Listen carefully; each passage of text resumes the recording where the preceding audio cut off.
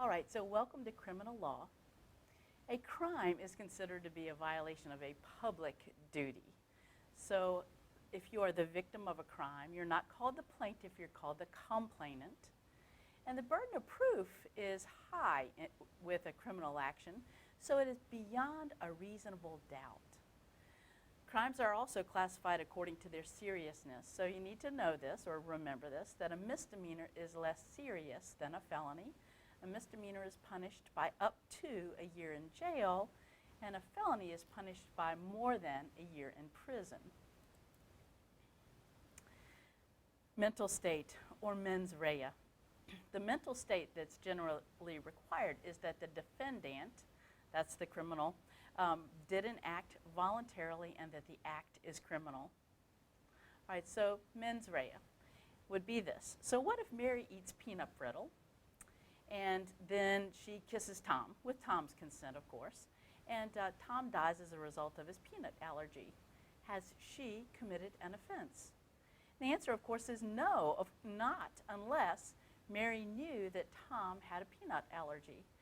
If she did, then she would have the requisite mental state to have committed a crime. But if she didn't know, then she did not. The other thing I wanted to point out is that intoxication is not a defense to any sort of criminal prosecution in the Commonwealth of Virginia. Parties to a crime. Kind of interesting, I don't know if you realize this or not, but as a rule in Virginia, everyone who takes part in the planning or the commission of or the cover-up of a crime may be convicted of that crime. So let's say that I've decided that I'm going to commit armed robbery and rob the local bank, and you're the getaway driver. Well, you could be charged with armed robbery if you're the getaway driver. In terms of responsibility for criminal acts, an employer is liable for the crimes of an employee if the employer directs the employee to commit the crime. So here's some questions you'll need to know for the test. Is the employee also guilty? Yes. May a corporation be held guilty of a crime? Absolutely yes. May the CEO be prosecuted? Yes. And of course that was the United States versus Park case that we went over in class in the Acme grocery store case. Attempts and conspiracy. An attempt is something less than actually committing the crime, but it's more than mere preparation. All right, so for instance, if Mary tries to poison Tom and fails, then she has the requisite intent and she will be charged with attempted murder. Conspiracy. Conspiracy is an agreement between two or more people to commit a crime. The crime of conspiracy is the agreement. And since it is, withdrawal is not a defense. And it doesn't matter that the crime was not completed or that it was thwarted. So again, a withdrawal is not a defense to a conspiracy to commit an offense. Rico, the Racketeer Influence Corrupt Organizations Act. You'll usually see one question on the test regarding Rico. Rico calls for the forfeiture of crime-related property. There's a $25,000 fine per violation and or up to 20 years in prison. And so under the law, Rico was intended to prevent racketeering activity. And racketeering activity includes virtually every felony that you can think of. All right, so let me give you an example of how Rico would work. How would you have to forfeit crime-related property?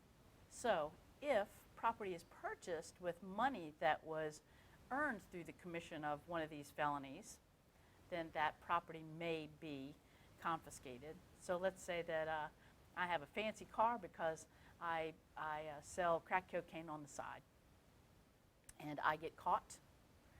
Can my car be forfeited? And the answer is yes, if it was purchased with money that I earned while committing a crime, that it may be forfeited. Also, any property that is used in the commission of one of these felonies can be confiscated pursuant to Rico. All right, so for example, let's say that you've decided that you're going to earn a few extra dollars over break by running marijuana from Florida to Virginia, and you're on I-95 in the car that your parents gave you for graduation. You're caught. Your car is confiscated pursuant to Rico. can it be taken from you? Of course, you didn't buy this car with money that you earned while running drugs. Your parents gave it to you. Can your car be taken? The answer, of course, is yes. You need to be familiar with certain white-collar crimes. So money laundering. Money laundering involves concealing the origins of illegally obtained money. It's so you can spend it. So the term money laundering actually comes from the fact that gang-related activity or illegal money oftentimes was laundered through a laundromat because coin laundromats involved cash. Bribery is defined by Black's Law Dictionary as the offering, giving, receiving, or soliciting of any item of value to influence the actions of an official or other person in charge of public or legal duty. Of course, bribery statutes have been expanded to include paying an athlete to either control the point spread or to throw a game. The Foreign Corrupt Practices Act. 25 years ago, or perhaps even more, bribery and corruption in international trade were tolerated. Oftentimes, U.S. corporations would bribe foreign public officials in order to obtain contracts. Now, this is an interesting law because it's a sui generis law, which means it's a U.S. law that's applied to U.S. businesses and U.S. citizens doing business abroad. It has a twofold approach, one of which you will probably talk about in your accounting classes. So there are accounting provisions, but in terms of law, there are anti-bribery provisions. Sections 103 and 104 prohibit a company from giving anything of value to a foreign official, political party, or political candidate to obtain or to retain business. Here's the exception, and this is what I always ask you about, so easy 2 points. Grease payments or small bribes paid to low-level public officials are specifically excluded. Other white-collar crimes you should be able to identify. Forgery is the signing of another person's name with the intent to defraud. Perjury is knowingly giving false testimony after being sworn to tell the truth in a judicial proceeding. Do you have to be in a courtroom for this to happen? Absolutely not. You can commit perjury at a deposition in a lawyer's office. It's if you are under oath in a judicial proceeding. Embezzlement. Embezzlement is a calculated crime. It's where property is entrusted to another and they take it for their own use. So embezzlement is misappropriation of funds placed in one's trust.